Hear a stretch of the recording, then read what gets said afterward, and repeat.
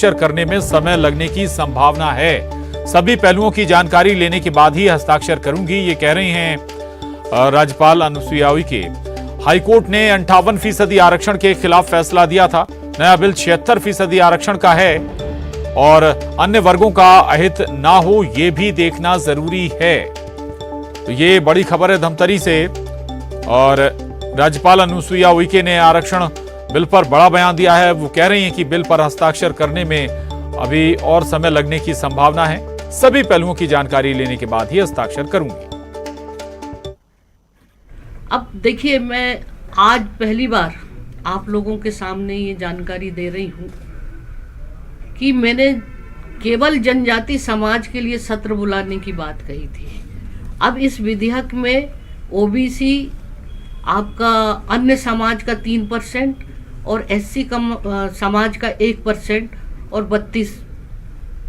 तो ऐसी परिस्थिति में मेरे सामने अब ये आ गया कि जहां 58% पर कोर्ट अवैधानिक घोषित करता है तो ये बढ़कर 76 हो गया।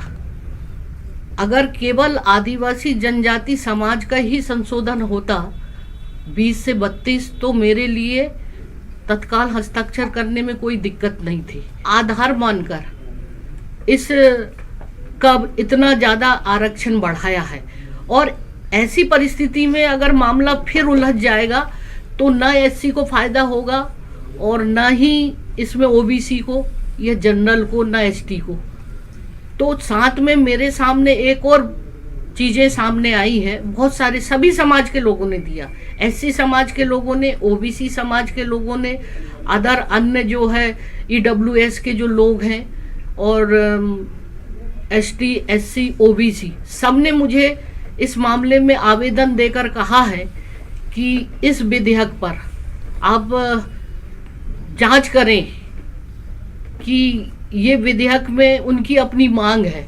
तो विभिन्न आवेदनों का भी मैं परीक्षण कर रही हूँ, एकदम बिना सोचे समझे एकदम हस्ताक्षर। तो क्योंकि इसमें सभी लोगों ने आपत्ति लगा दी है जो मेरे पास ज्ञापन आए हैं, तो मैं वो सब चीज़ें देख रही हूँ और वो तमाम चीज़ों से मैं संतुष्ट हो जाऊँ, क्योंकि ये मामला अब बहुत बड़ा हो गया है। केवल ट्राइबल का 32-20 वाला रहता तो मुझे कोई दिक्कत नहीं थी। तो इसी कारण ये विधेयक को अभी मैं हस्ताक्षर नहीं। तो अभी साइन नहीं करेंगी, कुछ और वक्त लग सकता है राज्यपाल को आरक्षण विधेयक पर साइन करने में। न्यूज़ 18 छत्तीसगढ़ डिप्टी एडिटर अभिषेक शुक्ल हमारे साथ जुड़े हैं। साइन नहीं हुए और जहां तक सियासत का सवाल है, यहीं से शुरू भी हुई थी कि राज्यपाल देखते हैं राज्यपाल कब तक साइन करती हैं। तो अभी हम ये मानकर चलें कि अब ये सियासत अभी और अंजाम चढ़ेगी इस मसले पर। बिल्कुल, देखिए सियासत इस मसले पर अभी और परवान चढ़ेगी, क्योंकि आरक्षण का मसला हमने देखा है हाईकोर्ट के आदेश के बाद से एक बड़ा सियासी भूचाल छत्तीसगढ़ में लाया हुआ है और इसीलिए चुनाव पे भी बहुत अहम मुद्दा था। उपचुनाव में कांग्रेस और बीजेपी के बीच में विशेष सत्र भी बुलाया गया, आपने देखा वहां भी हंगामा हुआ कांग्रेस और बीजेपी के बीच में।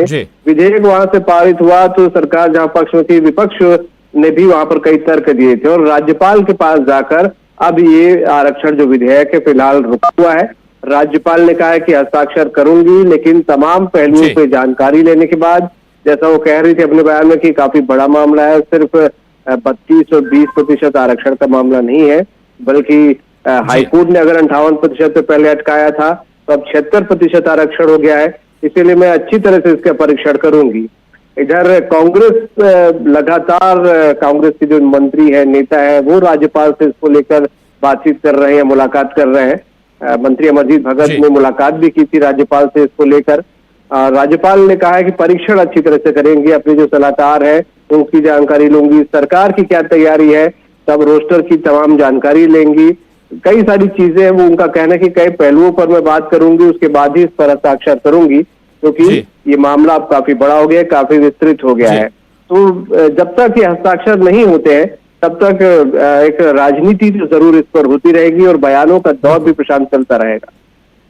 बिल्कुल बिल्कुल। हालांकि सुप्रीम कोर्ट का स्पष्ट निर्देश है 50% से आरक्षण ऊपर नहीं होना चाहिए, लेकिन कुछ राज्य, दक्षिण के कुछ राज्य उदाहरण भी हैं, तो जाहिर है कि इस मामले में अपनी जगह सही नजर आती हैं राज्यपाल जो उनके तर्क हैं।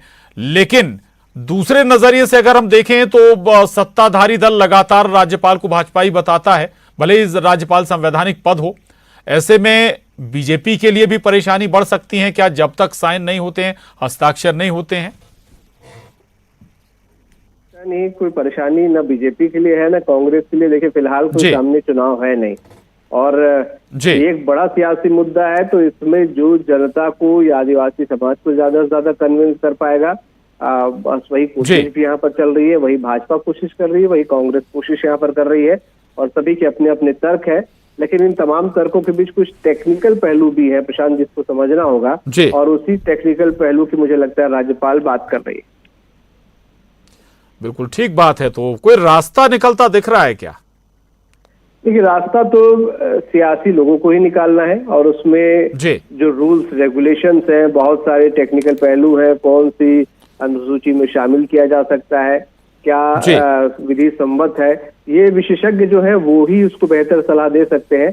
और बाकी राज्य राजनीति करने वाले लोग हैं, सियासी लोग हैं, उनकी इच्छा शक्ति, तो ये दोनों चीजों का जब मेल होगा तभी कुछ इसका सॉल्यूशन निकलेगा। जी, हालांकि इतना तो जरूर जाहिर है कि अब सरकार ने अगर विधेयक बनाया है, आरक्षण बिल बनाया तैयार किया है, तो तमाम कानूनी राय ली गई होगी, विशेषज्ञों से चर्चा की गई होगी, उसके बाद इसे धरातल पर लाया गया होगा। अब यही सबसे बड़ा सवाल है यहाँ पर प्रशांत, की इससे पूर्ववर्ती सरकार ने भी यहाँ पर विधानसभा में पारित किया था, लेकिन मामला जाकर कोर्ट में अटक जाता है।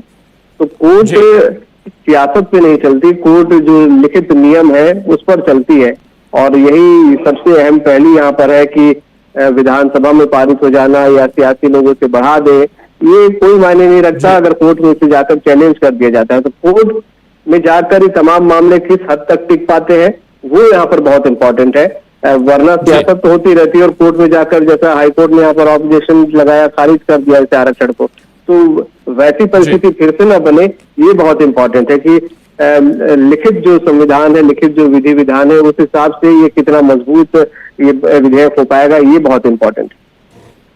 जी, बहुत शुक्रिया आपका इस विस्तार से बातचीत के लिए, जानकारी के लिए धन्यवाद। आगे बढ़ेंगे। बिलासपुर से बड़ी खबर है, भानु प्रताप उर्फ